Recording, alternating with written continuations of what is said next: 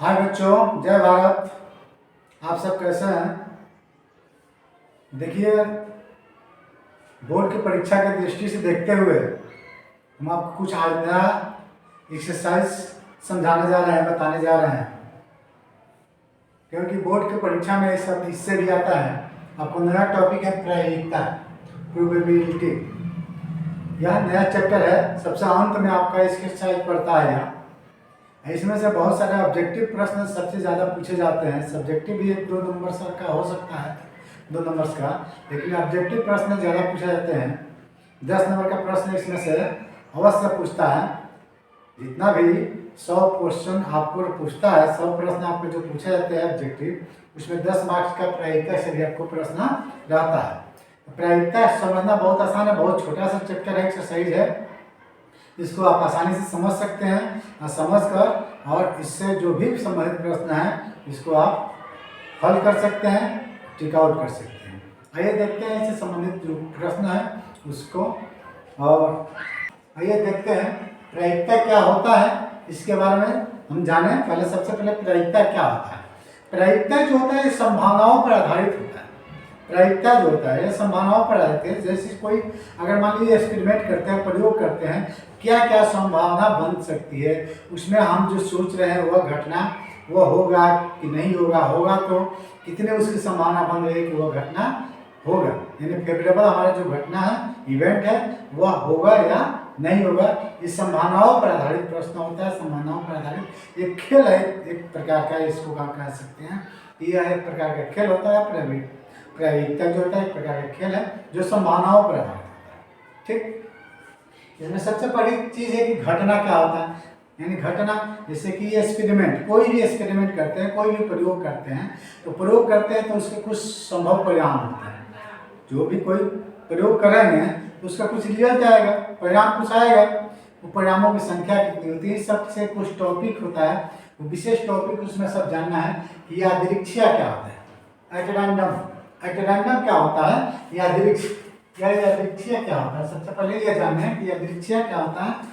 तो अगर मान लीजिए कोई भी एक्सपेरिमेंट करते हैं, प्रयोग करते हैं, चाहे कोई भी हम काम करते हैं, तो निश्चल भाव से, बिना पक्षपात किए हुए, बिना चोरी किए हुए अगर उस एक्सपेरिमेंट को करते हैं तो हम उसको एट रैंडम या यादृच्छिक कहते हैं। जैसे कि मान लीजिए कि हम लूडो छक्का का, जो छक्का का डाइस होता है उसको हम टॉस करते हैं। डाइस को जब टॉस करते हैं तो बिना उसको चोरी किए हुए हिलाकर पूरा टॉस करते हैं। टॉस करेंगे तो वह कहलाएगा हमारा एट रैंडम, यानी यादृच्छिक, उसको यादृच्छिक कहेंगे, बिना चोरी छुपे। नहीं तो बहुत लोग क्या करते हैं कि नीचे 6 रख लेते हैं, 6 का काम है, और इस तरह पलट देते हैं। तो यह हम यादृच्छिक उसको नहीं कहेंगे, एट रैंडम नहीं कहेंगे। एट रैंडम का मतलब हो गया उसको पूरे लूडो के छक्का को हम हिलाए और उसके बाद हम उसको पलट दें, इस तरह डेरा दें, तो वह हो जाएगा आपके यादृच्छिक एट रैंडम। ठीक, दूसरा टॉपिक है कुल परिणाम। अगर टोटल परिणाम में और पॉसिबल रिजल्ट इवेंट, टोटल जब कोई भी एक्सपेरिमेंट करते हैं तो उसमें कुल टोटल यानी ऑल पॉसिबल रिजल्ट, एक्सपेरिमेंट करते हैं तो बहुत सारे उसमें रिजल्ट आ सकता है। जैसे मान लीजिए डाइस को अगर टॉस करते हैं तो 1 से लेकर 6 तक उसमें परिणाम आ सकता है। 1 भी आ सकता है, 2 भी आ सकता है, 3 भी आ सकता है, 4 भी आ सकता है, 5 भी आ सकता है, 6 भी आ सकता है। तो 1 से लेकर 6 टोटल उसमें परिणाम कितने संभव परिणाम है आपके 6, तो वह कहलाएगा कुल संभव परिणाम, कुल पॉसिबल इवेंट या रिजल्ट, कुल पॉसिबल रिजल्ट कहलाएगा, यानी कुल संभव परिणाम है। अगर मान लीजिए कि हम सिक्का को टॉस करते हैं, उछालते हैं, तो उसमें 2 ही परिणाम होता है, हेड आएगा या तो टेल आएगा। तो इसमें कुल संभव परिणामों की संख्या आपको 2 हो जाएगी। इस प्रकार से हम कुल परिणाम यानी कुल पॉसिबल रिजल्ट के बारे में हम जानते हैं। तीसरा घटना, तीसरा आपका है घटना, इवेंट। इवेंट क्या होता है, घटना क्या होता है। घटना जैसे कि मान लीजिए अनुकूल परिणामों की संख्या, हम जैसे कि मान लीजिए डाइसिंग खेल, डाइस पे एग्जाम्पल ले रहे हैं, ये सिंपल सा होता है। डाइस पे चाहे टॉस हो गया, सिक्के का टॉस उछालते हैं, तो उसमें क्या होता है कि हम चाहते हैं कि हमारा हेड, हम चुने हुए हैं हेड, तो हम चाहते हैं कि हेड आए, हेड हमारा हेड आए, यानी उसको अनुकूल परिणाम कहते हैं, अनुकूल घटना कहते हैं। डाइस को उछालते हैं, तो डाइस को उछालते हैं तो हम चाहते हैं कि मान लीजिए 3 आए, 3 से हमारा अगर गोटी है जो पास होने वाला है तो 3 क्या हो जाएगा, हमारा अनुकूल परिणाम कहलाएगा, अनुकूल इवेंट कहलाएगा, तो उसको हम घटना कहते हैं। अनुकूल इवेंट जो होता है, अनुकूल जो परिणाम होता है उसको हम घटना कहते हैं। ठीक। तीसरा चीज है सरल एवं प्राथमिक घटना। सरल एवं प्राथमिक घटना यानी अनुकूल परिणामों की संख्या अगर एक आती है, जो अनुकूल परिणाम होता है उसकी अगर संख्या एक होगी, केवल एक, तो उसको हम कहेंगे सरल या प्राथमिक घटना। जैसे कि हम सिक्के को टॉस करते हैं, सिक्के को जब टॉस करेंगे तो उसमें एक ही अनुकूल परिणाम आएगा, यानी हेड आएगा चाहे टेल, तो वो आपको आएगा अनुकूल यानी सरल प्राथमिक घटना। तीसरा है परस्पर अपवर्ती घटना, म्यूचुअली एक्सक्लूसिव। परस्पर अपवर्ती घटना, परस्पर अपवर्ती घटना क्या होती है? म्यूचुअल, जिसको इंग्लिश में म्यूचुअल एक्सक्लूसिव इवेंट कहते हैं। म्यूचुअल एक्सक्लूसिव इवेंट में क्या होता है कि दो घटनाएं एक साथ न घटे, दो घटनाएं एक साथ न घटे तो उसको हम परस्पर अपवर्ती घटना कहते हैं। जब दो घटना एक साथ न घटे तो उसको हम क्या कहेंगे? परस्पर अपवर्ती घटना, म्यूचुअली एक्सक्लूसिव इवेंट कहते हैं। नेक्स्ट आपका समसंभावी घटना, equally likely event. Equally likely event क्या होता है? इक्वली लाइकली इवेंट जो होता है समसंभावी घटना होता है। इसमें क्या होता है, अगर किसी घटना के घटित होने का और घटना को नहीं घटित होने का, दोनों का अगर परिणाम सेम हो तो उसको समसंभावी घटना कहते हैं। कोई भी घटना घटित होता है उसकी संख्या और घटित न होने वाले की संख्या के अगर दोनों सेम हो तो उसको समसंभावी घटना कहते हैं, यानी इक्वली लाइकली इवेंट कहते हैं। ठीक। जैसे कि मान लीजिए कि अगर हम सिक्का को उछालते हैं, सिक्का में हेड आने की संभावना यानी प्रोबेबिलिटी, हेड आने की एक ही होता है, हेड नहीं आने का भी एक ही होगा। इस प्रकार से वह समसंभावी घटना कहलाता है कि उसका घटना घटित होने की और घटना नहीं घटित होने के दोनों का परिणाम जो होता है, रिजल्ट जो होता है, वन होता है, सेम होता है, इसीलिए वह समसंभावी घटना कहलाती है। लास्ट 7 नंबर है सैद्धांतिक घटना का मतलब यह हो गया, सैद्धांतिक घटना जो हो गया, सैद्धांतिक घटना में, इसमें सैद्धांतिक घटना का मतलब होगा जो भी एक्सपेरिमेंट करते हैं ये थियोरिटिकल होना चाहिए, सैद्धांतिक होना चाहिए, सिद्धांतों पर आधारित होना चाहिए और उसमें कुछ रिजल्ट हो जिसको हम काउंट कर सकें। सैद्धांतिक घटना का मतलब यह हो गया, सैद्धांतिक घटना का मतलब थियोरिटिकल एक्सपेरिमेंट की। सैद्धांतिक घटना का मतलब वह हमारा सिद्धांत पर आधारित कोई प्रयोग हो, वो सिद्धांत पर आधारित अगर प्रयोग करते हैं तो उसमें कुछ रिजल्ट आना चाहिए, वह रिजल्ट अगर आता है ना, वो भी लिखित होना चाहिए, उसकी संख्या को काउंट कर सके, उसको हम कहेंगे सैद्धांतिक घटना यानी थियोरिटिकल इवेंट। इसके बाद है निश्चित घटना। निश्चित घटना, डेफिनेट इवेंट्स। निश्चित घटना, देखिए इसके नाम से ही हम जान सकते हैं निश्चित मतलब वो होना एकदम निश्चित है, वह घटित होना निश्चित है।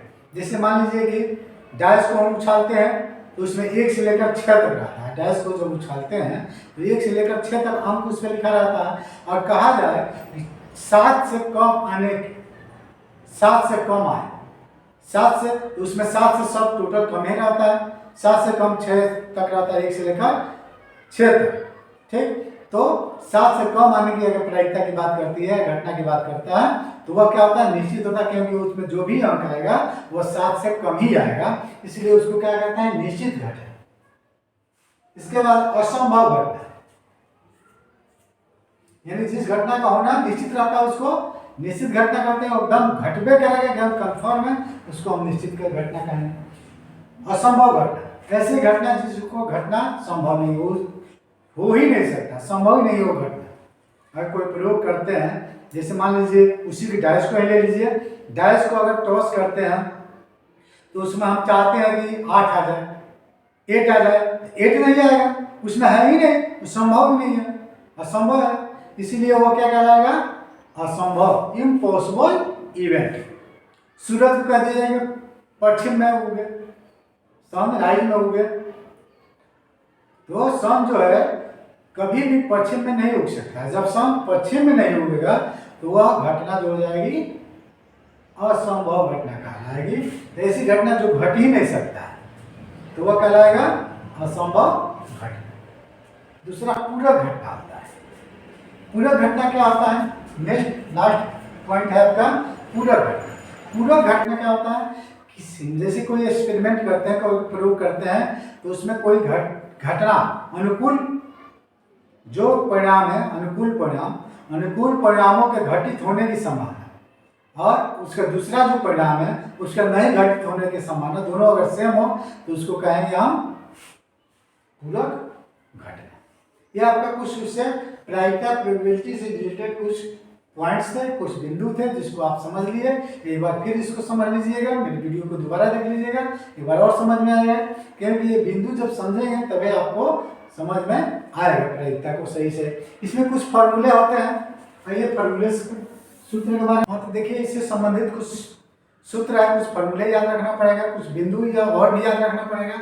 जैसे मान लीजिए कि अगर कोई एक्सपेरिमेंट है, कुछ प्रयोग है, किसी एक्सपेरिमेंट में किसी भी पर्टिकुलर घटना का, किसी भी पर्टिकुलर इवेंट का या किसी अनुकूल घटना का अगर प्रायिकता निकालते हैं, उसका मान जो होगा 0 या 0 से बड़ा, 0 और 0 से बड़ा और 1 से कम होता है। यानी किसी भी घटना की अगर प्रायिकता हम ज्ञात करते हैं तो 0 हो सकता है, 0 से बड़ा हो सकता है। 0 से बड़ा कहाँ तक हो सकता है? 1 तक, 1 से अधिक नहीं हो सकता है।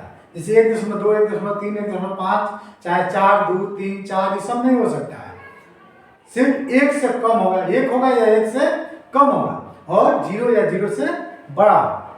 तो इस प्रकार से अगर मान लीजिए कहीं 1 नंबर के प्रश्न में आपको दिया है कि किसी घटना की प्रायिकता अगर 1.3 दिया है तो वह संभव नहीं है, माइनस भी दिया है तो भी संभव नहीं है। तो कोई भी अगर घटना होती है, उस घटना की प्रायिकता जो होती है 0 होगा, चाहे 0 से बड़ा हो सकता है, और 1 होगा, चाहे 1 से कम होगा।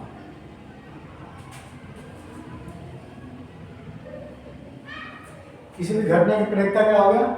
0 होगा या 0 से बड़ा होगा और 1 होगा, चाहे 1 से कम होगा। यानी किसी भी घटना की प्रायिकता जो कि 0 से लेकर 1 तक की ही होती है। इस प्रकार से आप देख सकते हैं P क्या डिनोट करता है? किसी भी घटना की प्रायिकता। किसी घटना की प्रायिकता को हम किससे लिखेंगे? P से। P क्या चीज है? किसी घटना की प्रायिकता। जैसे यहाँ लिखा गया अनुकूल घटना की प्रायिकता। कोई घटना घटित हो रही है, उस घटना को E से लिखेंगे, E से व्यक्त करेंगे, उसकी प्रायिकता को PE से व्यक्त करेंगे। किसी भी घटना की प्रायिकता जो होगी PE से व्यक्त करेंगे। P इक्वल टू होता है NE/NS, जहाँ NE क्या चीज होता है? NE जो होता है ना, अनुकूल परिणामों की संख्या। NE क्या होता है? अनुकूल परिणामों की संख्या। और NS क्या होता है? कुल परिणामों की संख्या। अगर कोई एक्सपेरिमेंट होता है उसमें जो हमारा अनुकूल परिणाम हो उसकी संख्या को NE से लिखेंगे और जो टोटल परिणाम है, टोटल रिजल्ट आया है, उसको NS से। ठीक, जैसे मान लीजिए कि डाइस को टॉस करते हैं तो उसमें सम संख्या आने की प्रायिकता कितनी होगी? तो सम संख्या डाइस में क्या क्या होता है? 2 होता है, 4 होता है, 6 होता है, यानी 3 तो होता है। सम संख्या उसमें कितने होते हैं? 3। तो उसका NE की संख्या कितना हो जाएगा? NE का मान 3 हो जाएगा और NS का मान कुल उसमें कितनी संख्या होती है? 6। 6 NS हो गया 6। इस प्रकार से NE जो होता है अनुकूल परिणामों की संख्या होती है और NS जो होता है आपका कुल परिणामों की संख्या होती है। दूसरा चीज है किसी घटना के घटित होने की प्रायिकता। किसी घटना के घटित होने की प्रायिकता और उस घटना के नहीं घटित होने की प्रायिकता। किसी घटना E के घटित होने की प्रायिकता और E के नहीं घटित होने की प्रायिकता का जोगफल हमेशा 1 होता है। कोई घटना के घटित होने की प्रायिकता और उसके घटित नहीं होने की प्रायिकता, ये दोनों का जोगफल 1 होता है। तो किसी घटना के घटित होने की प्रायिकता और उस घटना के नहीं घटित होने की प्रायिकता का जोगफल 1 होता है। इसको हम दूसरी तरीके से लिख सकते हैं कि PE प्लस PE नहीं, यानी PE plus PE not equal to 1 होता है। यानी किसी घटना की प्रायिकता घटित होने की प्रायिकता और उसके नहीं घटित होने की प्रायिकता का जोगफल 1 होता है। इसको दूसरे तरीके से लिख सकते हैं PE plus PE not equal to 1। इसमें एक का अगर घटना घटित होने की प्रायिकता दिया और उसको नहीं घटित होने की प्रायिकता ज्ञात करना है तो एक में से हम माइनस कर देते हैं तो आपका वो प्राप्त होता है। नेक्स्ट है, आपको किसी भी निश्चित घटना की प्रायिकता हमेशा 1 होती है। कोई घटना है वो जो घटित होना निश्चित है उसकी प्रायिकता 1 होगी। इसका मतलब है असंभव घटना की प्रायिकता 0 होता है। कोई भी घटना घटित ही नहीं होगा तो उसके अनुकूल परिणामों की संख्या भी 0 होगी, इसलिए उसके परिकता भी शून्य होता है। और निश्चित घटना में क्या होता है कि वो घटना निश्चित ही घटित होती है, इसीलिए कुल परिणामों की संख्या और अनुकूल परिणामों की संख्या ये दोनों सेम होता है, इसीलिए उसकी परिकता 1 होती है। और असंभव घटना जिसका घटित ना है वो घटित संभव ही नहीं है। जब संभव नहीं है तो असंभव होगा, तो उसको अनुकूल परिणामों की संख्या 0 होगी, इसलिए उसका परिकता क्या होगा 0 होगा। लास्ट है इसमें किसी प्रयोग के सभी घटनाओं के परिकताओं का जोड़फल 1 होता है। यानी कोई भी एक्सपेरिमेंट होता है उसमें जितने भी परिणाम होगा सबका अलग अलग परिकता ज्ञात करते हैं, तो उस सबको जोड़ते हैं तो उसका परिणाम 1 होगा। इस प्रकार से आप जितने भी इसमें फॉर्मूला इसको याद रखिएगा और इसको परीक्षा में आप यूज कीजिएगा। मेरे साथ बने रहने के लिए आप सबका धन्यवाद। फिर मिलते हैं दूसरे वीडियो में, इससे संबंधित कुछ प्रश्न भी हम आपको बताएंगे। आगे के लिए धन्यवाद।